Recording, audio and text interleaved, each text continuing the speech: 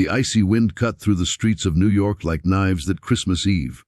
People hurried past, arms full of shopping bags, eager to get home to warmth, family, and festive lights.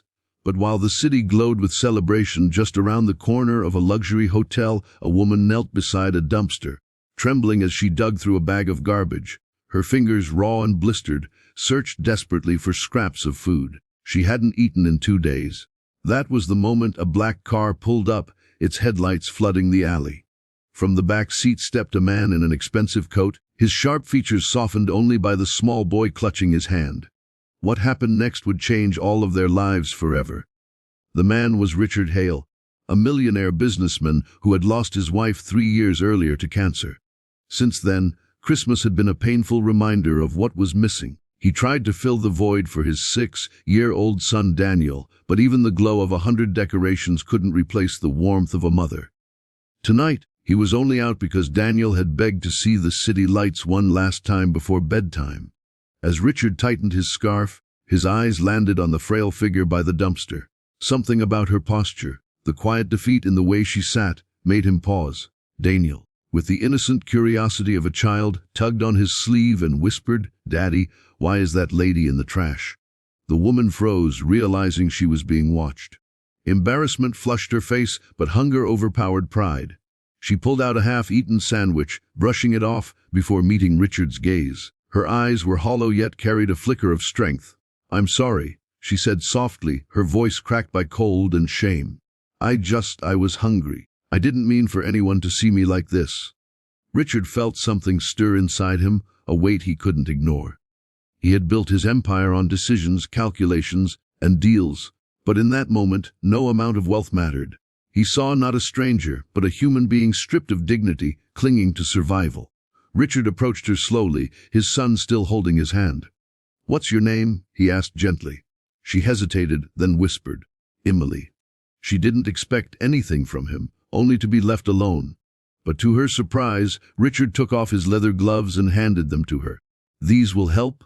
he said. She shook her head, protesting. "I can't take those. They're yours." He crouched down so his eyes met hers.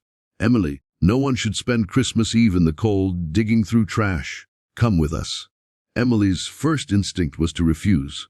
She had been burned by false kindness before. She'd lost everything after escaping an abusive relationship, ending up on the streets when she could no longer pay rent.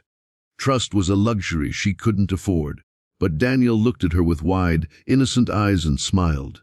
"You can come see our Christmas tree. It's really big." That simple invitation from a child pierced through the walls she had built. Trembling, she nodded. At Richard's penthouse, Emily was overwhelmed. The glittering tree reached the ceiling, presents wrapped beneath it, the warmth of the fireplace glowing. She stood awkwardly by the door, clutching the gloves like they were treasure. Richard asked his housekeeper to prepare a warm meal, and when the aroma of roasted chicken and bread filled the air, tears welled in Emily's eyes. She ate slowly at first, afraid it might be taken away, but Richard encouraged her to take as much as she wanted.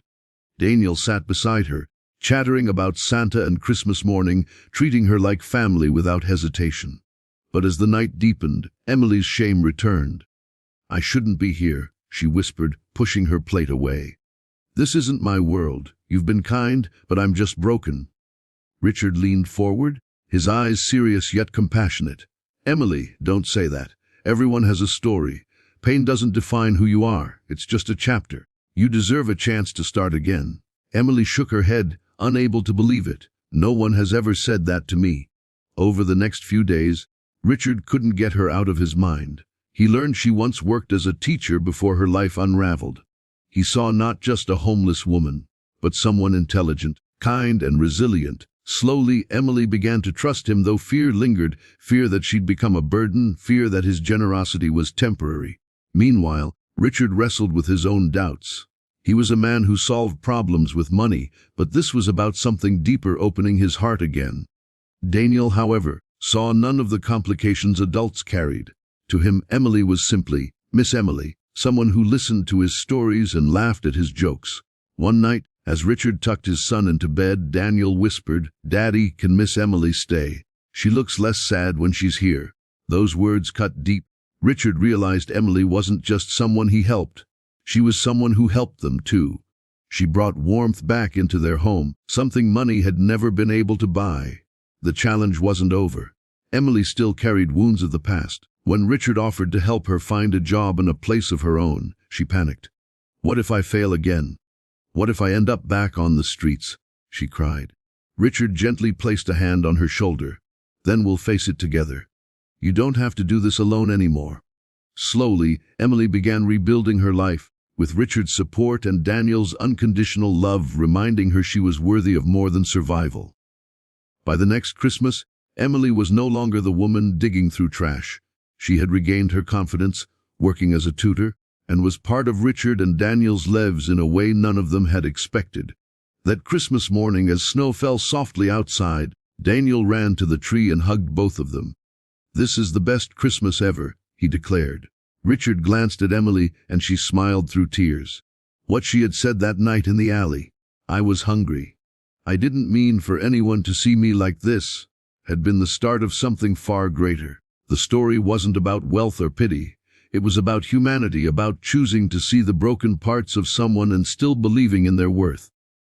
For Richard, Emily, and Daniel, Christmas no longer symbolized loss or loneliness. It became the reminder that sometimes the greatest gift is not under the tree but the chance to heal, love, and start again.